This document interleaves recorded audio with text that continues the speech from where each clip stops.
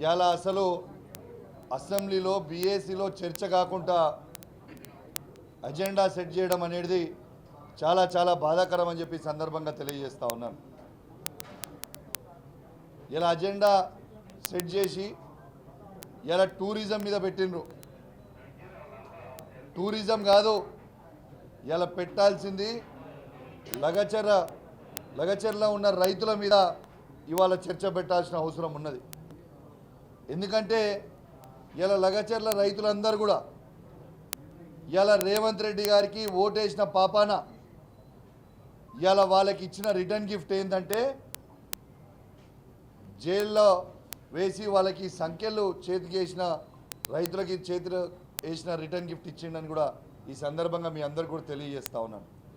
ఇలా రేవంత్ రెడ్డి గారి అల్లుని కోసం అదాని కోసం ఇవాళ భూములు గుంజుకోవడం అనేది ఇలా చాలా చాలా బాధాకరం.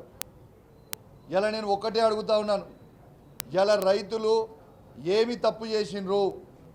వాళ్ళని ఇప్పుడు దాదాపు 34 రోజుల నుంచి జైల్లో పెట్టి తీవ్రమైన ఇబ్బందులకు ఎందుకు గురి చేస్తూ ఉన్నారని చెప్పి నేను అడుగుతా ఉన్నాను రేవంత్ రెడ్డి గారిని. ఇలా వాళ్ళు అన్నది ఏంటిది? మా భూములు గుంజుకోకండి, ఈ భూముల వల్లనే మేము బతుకుతూ ఉన్నాం, వ్యవసాయం చేసుకొని మా కుటుంబాలని నడుపుకుంటా ఉన్నాం. ఇవాళ మీరు ఈ విధంగా మా భూములు గుంజుకోవడము మంచి పద్ధతి కాదు అని ఆ రైతులు అడిగితే, లేదు నా అల్లుని కోసము నా అదాని కోసము నేను ఖచ్చితంగా ఫార్మాసిటీ ఆడ పెట్టి ఇవాళ నేను లాభపడతా, కానీ మీరు ఎక్కడికైనా పోండి అని వాళ్ళని ఇబ్బంది పెట్టి ఇప్పటిదాకా జైల్లో పెట్టి వాళ్ళని ఇష్టపెట్టకపోవడం అనేది చాలా చాలా బాధాకరం. ఇవాళ హరినాయక్ అనే రైతుకి గుండెపోటు వస్తే ఇలా కనీసము ఒక్కరికి కూడా తెలియకుండా, ఇలా కనీసం వాళ్ళ కుటుంబ సభ్యులకు కూడా సమాచారం ఇవ్వకుండా ఇలా ఇబ్బంది పెడతా ఉన్నారు. ఇలా నిజంగా హరినాయక్కి ఏమైనా జరుగుంటే వాళ్ళ కుటుంబ సభ్యుల పరిస్థితి ఏంది అని చెప్పి నేను అడుగుతా ఉన్నాను. ఒక్కసారి ఆలోచన చేయండి. ఇలా హరినాయక్ గారికి గుండెపోటు వస్తే కనీసము అంబులెన్స్లో కూడా ఆ జైలు నుంచి హాస్పిటల్కి తీసుకుపోలే, పోలీస్ వాహనంలో తీసుకుపోయినరు. ఇలా ఇది ఎంతవరకు కరెక్ట్ అని నేను అడుగుతా ఉన్నాను.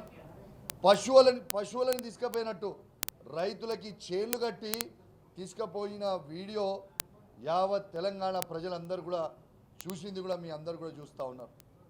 ఇలా అసలు చేతికి ఆ చైన్ కట్టడం ఏంది, పశువులను తీసుకుపోయినట్టు తీసుకుపోవడం ఏంది రైతులని, అసలు ఏమనుకుంటున్నాడు రేవంత్ రెడ్డి గారు అని చెప్పి నేను అడుగుతా ఉన్నాను. ఇలా 70 లక్షల మంది రైతు కుటుంబాలు అందరు కూడా అసలు ఈ రేవంత్ రెడ్డి గారు ముఖ్యమంత్రి ఎందుకు అయినరు అని నెత్తి పట్టుకునే పరిస్థితి వచ్చిందని చెప్పి సందర్భంగా తెలియజేస్తూ ఉన్నాను. ఇలా ఖచ్చితంగా మా బీఆర్ఎస్ పార్టీ పక్షాన మేము అర్జెంట్ మోషన్ మూవ్ చేసినాం. ఇలా ఎట్టు పరిస్థితుల టూరిజం మీద కాదు చర్చ, లగచర్ల రైతుల మీద నడవాలి చర్చ అని చెప్పి సందర్భంగా తెలియజేస్తా ఉన్నాను. ఇలా టూరిజం మీద ఏమున్నది భయ్? 2 పాయింట్లు ఉన్నాయి టూరిజం మీద. ఢిల్లీ టూరిజం పెరిగింది, జైల్ టూరిజం పెరిగింది తప్పితే ఇంకేమైనా టూరిజం పెరిగిందా అని నేను అడుగుతా ఉన్నాను. ఇలా టూరిజం మీద ఏముంటుంది చర్చ? ఇలా రేవంత్ రెడ్డి గారు ముఖ్యమంత్రి హోదాలో 30 సార్లు వేయరు, మంత్రులు రేవంత్ రెడ్డి గారు అందరు కలిస్తే 100 సార్లు టూరిజం ఏడికి చేసిరు, ఢిల్లీకి చేసిరు తప్పితే, కానీ ఢిల్లీ నుంచి ₹1 తీసుకొచ్చింది లేదు తెలంగాణకి ఇప్పటిదాకా. ఇలా ఢిల్లీ టూరిజం జైల్ టూరిజం తప్పితే ఏమీ నడుస్తలేదు తెలంగాణలో. కాబట్టి ఆ టూరిజం చర్చ అవసరం లేదు. ఖచ్చితంగా లగచర్ల రైతుల చర్చ జరగాల్సిన అవసరం ఉందని చెప్పి సందర్భంగా తెలియజేస్తా ఉన్నాం. లగచర్ల రైతులని 34 రోజుల నుంచి ఎందుకు ఇచ్చిపెట్టలేదనే చర్చ జరగాలి. ఇది ఒక టెర్రరిజం లాగా నడుస్తూ ఉంది. ఈ రేవంత్ రెడ్డి గారి ప్రభుత్వం ఒక టెర్రరిజం నడిపినట్టు నడుపుతూ ఉన్నారని చెప్పి సందర్భంగా తెలియజేస్తా ఉన్నాను. ఖచ్చితంగా ఇలా రైతుల మీద చర్చ జరగాల్సిందే, లగచర్ల రైతుల మీద చర్చ జరగాల్సిందే. ఇలా 100% రుణమాఫీ ఎందుకు చేయలేదనేది చర్చ జరగాల్సిందే. ఇలా రైతు భరోసా ఎందుకు వేయలే రైతులకి, రైతు బంధు ఎందుకు వేయలే రైతులకు అనేది చర్చ జరగాల్సిందే అని చెప్పి సందర్భంగా తెలియజేస్తా ఉన్నాను. ఇలా ఖచ్చితంగా లగచర్ల మీద అయ్యేవరకు, ఇలా చర్చ అయ్యేవరకు ఖచ్చితంగా ఊకునే పరిస్థితి లేదు అని చెప్పి సందర్భంగా తెలియజేస్తా ఉన్నాను. రేవంత్ రెడ్డి గారు, మీరు ఇప్పటికైనా మీకు ఓట్లేసిన రైతులు మీరు ముఖ్యమంత్రి అయితే వాళ్ళు బాగుపడతారని ఒక ఆలోచన చేసిండ్రు, కానీ మీరు ముఖ్యమంత్రి అయిన తర్వాత వాళ్ళు జైలుకు పోతారని ఆలోచన చేయలేదు. చాలా ఇబ్బంది పడతా ఉన్నారు. ఇవాళ ఏ పరిస్థితులు ఉందంటే ఈ రాష్ట్రంలో అసలు ఈ ముఖ్యమంత్రి రేవంత్ రెడ్డి గారికి ఎందుకు ఓట్లు వేసినాం రా నాయన, ఇవాళ అసలు ఈయనకి ఎందుకు ఓట్లు వేసినాం, అసలు ఈయనతో చాలా ఇబ్బంది పడుతూ ఉన్నాం, ఈయన ఎప్పుడు దిగిపోతే దరిద్రం పోతుంది, 1 నేషన్ 1 ఎలక్షన్ ఇమీడియట్గా రావాలని కోరుకుంటా ఉన్నారు ప్రజలు. ఇలా చాలామంది అనుకుంటా ఉన్నారు, దాంట్లో కూడా వస్తూ ఉంది ఇది నా పర్సనల్ అభిప్రాయం, మా పార్టీ అభిప్రాయం కాదు. నా పర్సనల్ అభిప్రాయం ఏంటంటే 2027లోనే ఇలా 1 నేషన్ 1 ఎలక్షన్ రావాలని నేనైతే కోరుకుంటున్నా పర్సనల్. రేపు నన్ను మా అధ్యక్షులు కేసీఆర్ గారు అడిగినా కూడా నేను ఇదే చెప్తా, 1 నేషన్ 1 ఎలక్షన్ 2027లో వస్తే అద్భుతంగా ఉంటుంది సార్, మనం కూడా చేయాలి. ఇది మనం కోరుకునేది కాదు, కింద ఉన్న ప్రజలు, రైతులు, మహిళలు, యువకులు అందరూ కూడా కోరుకుంటా ఉన్నారు సార్. కాబట్టి ఖచ్చితంగా 1 నేషన్ 1 ఎలక్షన్కి కూడా మనం మద్దతు తెలపాలని నా వ్యక్తిగత అభిప్రాయం.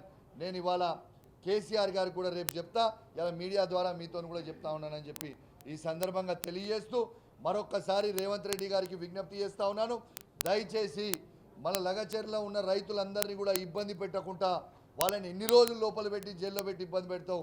అదేవిధంగా మా మాజీ శాసనసభ్యుడు నరేందర్ గారు ఇలా వాళ్ళని కూడా దాదాపు 30 రోజుల నుంచి 35 రోజుల నుంచి జైల్లో పెట్టి ఇబ్బంది పెడతా ఉన్నారు.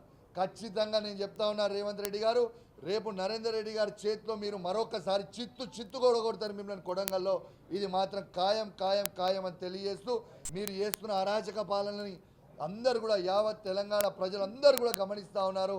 రాబోయే కాలంలో మీరు ఏవైతే ఇవాళ చేసి హుషారు చేస్తున్నారో ఖచ్చితంగా మీ అందరికీ కూడా ఇబ్బంది అయ్యే రోజులు వస్తాయని చెప్పి ఈ సందర్భంగా తెలియజేస్తూ ఖచ్చితంగా లగచర రైతులకి మద్దతుగా మా కేసీఆర్ గారి నాయకత్వంలో బీఆర్ఎస్ పార్టీ ఖచ్చితంగా ప్రతి రైతుకి అండగా ఉంటాం.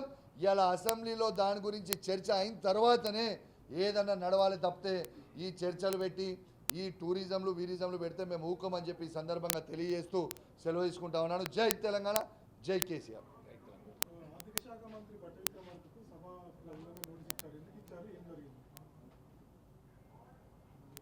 అజెండ్మెంట్ మోషన్